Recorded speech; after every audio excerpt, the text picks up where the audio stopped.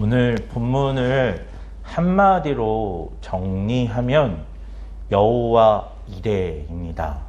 여호와께서 은혜를 준비하심이라는 뜻입니다. 아브라함이 아들 이삭을 대신하여 바칠 제물 순양을 준비하셨다라는 의미입니다. 하나님이 우리에게 은혜를 베풀 준비를 하고 계시다라고 하는 내용의 말씀을 오늘 본문을 통해서 살펴볼 수 있습니다. 그런데 이 여호와 이레, 은혜를 준비하시는 하나님, 구원을 허락해 주시는 하나님이라는 이름과는 달리 오늘 본문의 내용은 그렇게 은혜스럽게 시작하지는 않습니다. 하나님이 아들 이삭을 번제물로 바치라는 명령으로부터 오늘 본문의 말씀이 시작됩니다. 믿음이 더욱 강하게 생기는 말씀으로 시작되는 것이 아니라 믿음이 흔들릴 수밖에 없는 상황의 말씀으로 시작됩니다. 더구나 이 아브라함은 이삭으로 말미암아 그의 첫 아들이었던 이스마엘마저 광야에 떠나보낸 적이 있습니다. 이스마엘도 하나님이 한 민족을 이루게 하시겠다라고 약속은 해 주셨지만 이 이스마엘이라고 하는 아들이 이삭과 공존하는 것을 싫어하는 사라의 청으로 말미암아 이 아브라함은 자신의 첫 아들인 이스마엘을 광야로 내보내 그가 살았는지 죽었는지 알지 못하고 오직 하나님의 은혜만을 구하며 떠나보냅니다. 그리고 남은 유일한 아들이 이삭이었습니다. 그런데 그 귀하고 귀한 이삭을 하나님이 번제물로 바치라는 이 명령은 아브라함에게 큰 시련을 안길 수밖에 없었습니다. 선물 중에도 주었다가 뺏는 게 제일 나쁜 거라고 하잖아요. 지금 하나님이 아브라함에게 있어서 가장 귀한 것을 주셨는데 그 귀한 것을 주셨다가 빼앗아 가는 그런 상황에 처하게 되었습니다. 사실 이런 상황이 처해지면 이 이해할 수 없는 고통 가운데 우리는 믿음이 흔들릴 수밖에 없습니다. 아브라함도 엄청난 고통과 고민을 할 수밖에 없었던 상황이었을 것입니다. 아들을 번제물로 바치라니. 아들을 죽이라는 이 명령은 사실 하나님의 성품과도 어울리지 않고 그간 아브라함에게 보여주셨던 하나님의 약속과는 너무나 동떨어진 말씀입니다. 하나님은 분명히 아브라함이 본토 친척 아비집을 떠나 내가 내게 지시할 땅으로 가라 라고 하는 이 명령에 따라 순종하면 너로 큰 민족을 이루고 복의 근원 삼아 주시겠다라고 약속해 주셨는데 아브라함에게 유일하게 남은 아들 이삭을 아브라함의 유일한 자손인 이삭을 죽이라는 이 명령은 하나님의 약속과는 뭔가 어울리지 않는 말씀이기도 합니다. 그런데 중요한 것은 무엇이냐면 아브라함이 이렇게 믿음이 흔들리는 그 순간에 하나님의 명령에 그저 순종했다는 것입니다. 오늘 22장 3절에는 이렇게 기록되어 있습니다. 아브라함이 아침에 일찍이 일어나 나귀의 안장을 재우고 두 종과 그의 아들 이삭을 데리고 번제에 쓸 나무를 쪼개어 가지고 떠나 하나님이 자기에게 일러주신 곳으로 가더니 그날 하나님의 말씀을 받은 그날 밤 수많은 번민과 고민을 할 수밖에 없었던 아브라함의 행동이라고 하기에는 너무나 빠른 행동입니다. 아침에 일어나고 싶지도 않았을 거고 이 말씀에 순종하고 싶지도 않았을 것인데 아브라함은 아침에 일찍이 일어납니다. 그리고 손수 나귀의 안장을 지우고 이삭을 데리고 번제에 쓸 나무를 쪼개어 가지고 번제를 드릴 준비를 해갖고 하나님의 명령에 그저 그렇게 반응하며 순종하며 나아갑니다. 오늘 본문의 동사는 모두 다 단수로 되어 있습니다. 안장을 지웠다. 이삭을 데리고 갔다. 번제에 쓸 나무를 쪼갰다. 그리고 떠났다. 이 모든 단어가 3인칭 단수 동사로 사용되고 있습니다. 이것만 보아도 오늘 아브라함이 어떠한 마음이었는지를 충분히 이해할 수 있습니다. 여러분 그거 아세요? 아브라함은 당시 가신 318명을 가지고 있었던 엄청난 거부였습니다. 하나님 앞에 번제물을 드린다고 했을 때 이렇게 나귀의 안장을 지우는 것, 또 번제에 쓸 나무를 쪼개는 것, 그리고 그 일들을 하는 것에 있어서 아브라함이 직접 할 이유는 전혀 없었습니다. 그런데 오늘 아브라함은 이 모든 예배를 드릴 모든 준비, 아니 아들을 죽일 모든 준비를 손수했다라는 거예요. 아브라함의 어떤 이 믿음이 흔들릴 수밖에 없는 상황에서 이 아브라함의 행동은 뭔가 이상합니다. 여러분 한번 생각을 해보세요. 내가 내 사랑하는 자녀를 죽이라는 명령을 받고 그 명령에 순종해서 행동을 하는데 이렇게 빨리 손수 직접 할 이유가 있을까요? 그런데 오늘 본문은 아브라함이 그렇게 했다고 이야기하고 있습니다. 이런 아브라함의 행동을 보고 이삭이 좀 이상했어요. 보통 예배를 드린다라고 했을 때에는, 번제물을 드린다라고 했을 때에는 가장 집중적으로 준비해야 될까 뭘까요? 번제물입니다.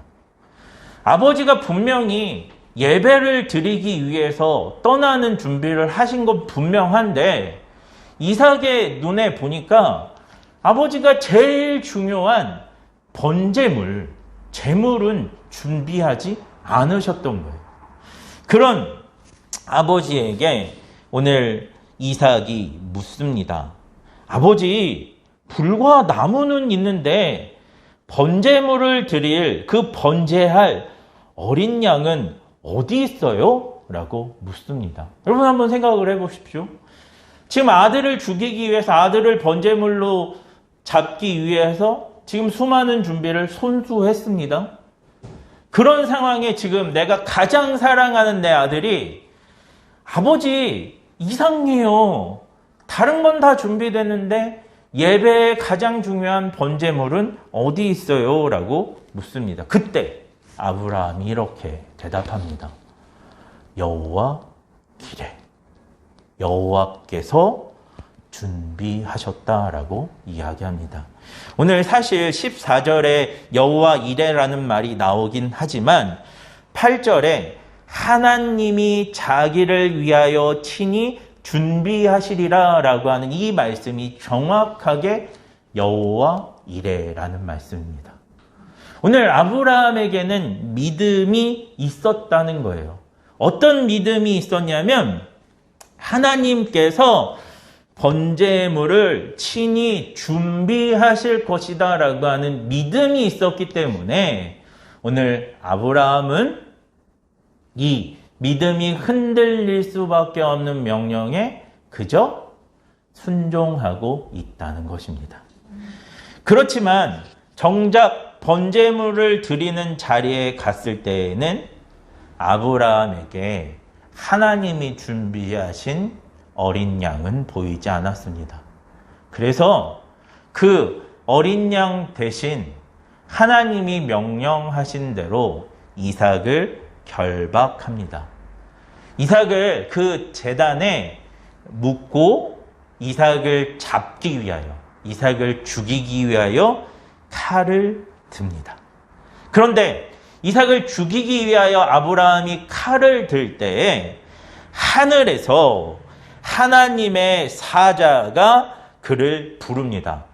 아브라함아, 아브라함아. 보통 성경에서 하나님이 이렇게 사람의 이름을 2번 부를 때에는 아주 급박한 상황입니다.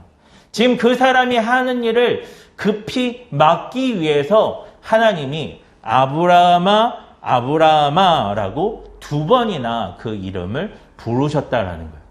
아브라함이 얼마나 결연하게 하나님의 말씀을 따르려고 했던 것을 오늘 이 성경은 하나님이 아브라함의 이름을 2번 부르는 급박한 상황임을 이렇게 보여주면서 설명하고 있습니다. 그때 아브라함이 주님, 제가 여기 있습니다. 하나님의 말씀에 순종하고 있습니다. 하나님은 선하시고 하나님은 은혜로우시며 하나님은 나에게 약속하신 그 약속을 지키는 하나님인 줄 믿고 내가 지금 이해하지 못하는 그 명령에, 이해할 수 없는 그 명령에, 이 가슴 아픈 그 명령에 순종하고 있습니다. 주님, 내가 여기 있습니다. 주님의 말씀에 순종하는 내가 여기 있고 주님의 말씀, 그리고 주님께서 은혜로우시며 자비가 많으신 그 사랑의 하나님이심을 믿고 있는 내가 여기 있습니다라고 대답합니다. 그가 내가 여기 있습니다라고 대답할 때 하나님이 그에게 말씀하십니다. 그 아이에게 내 손을 대지 말라. 그에게 아무 일도 하지 말라. 내가 내 아들, 내 독자까지도 내게 아끼지 아니하였으니 내가 이제야 내가 하나님을 경외하는 줄을 아노라. 하나님께서 그에게 말씀하십니다. 네가 네 아들 독자도 아끼지 아니하고 내가 얼마나 너를 사랑하는지 알고 있고 내가 신실한 하나님, 약속을 지키는 하나님이라고 하는 사실을 네가 얼마나 신뢰하고 있는 줄 내가 이제 안다. 나의 이 시험을 내가 통과했다라고 말씀하고 계십니다. 그리고는 우리가 다 아는 것처럼 아브라함의 눈에 드디어 하나님이 준비하신 순양이 보입니다.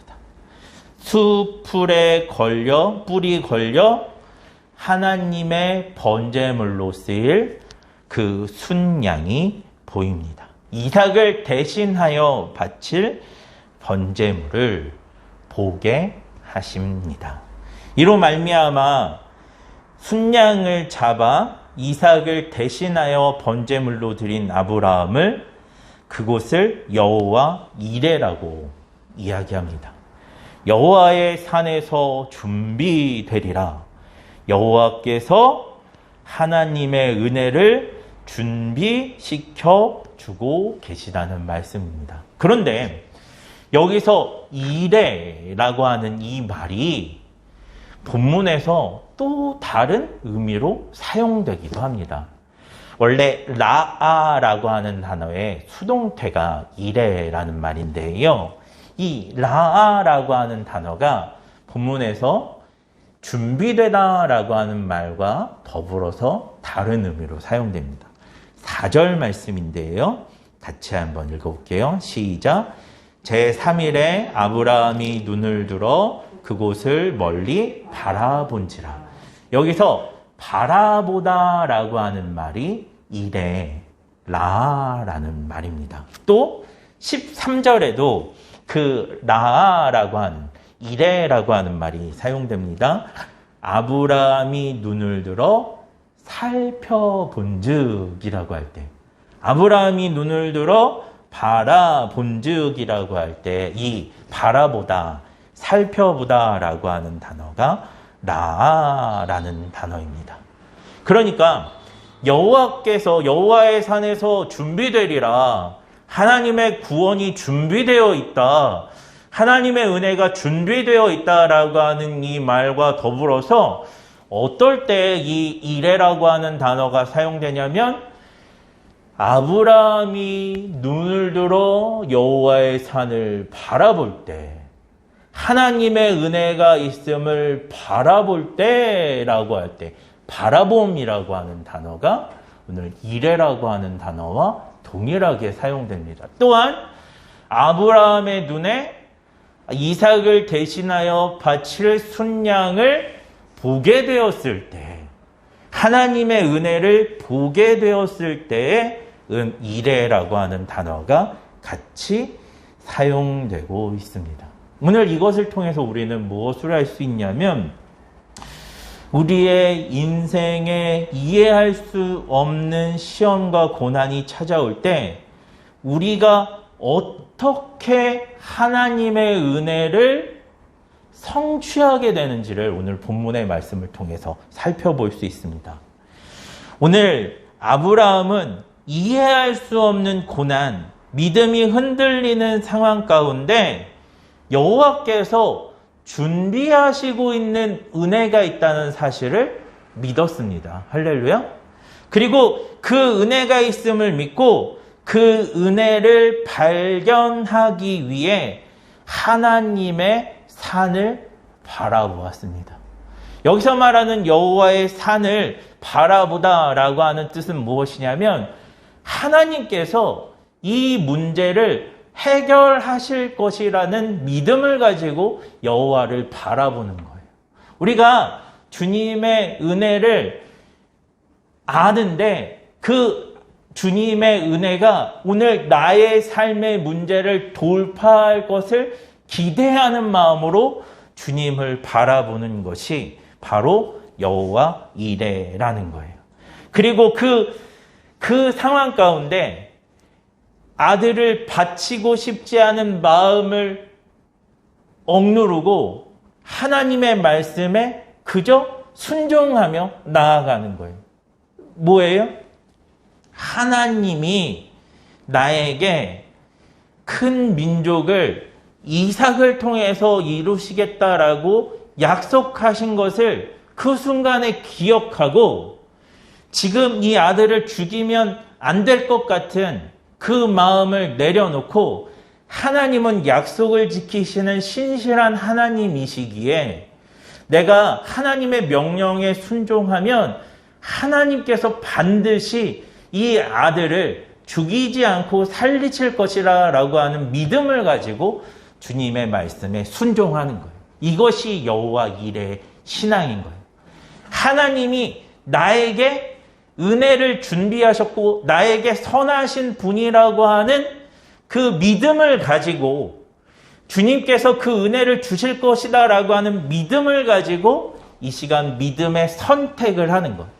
그 준비된 하나님의 은혜를 바라보는 것이 오늘 성경에서 말하는 여호와 이레의 신앙인 것입니다. 이것을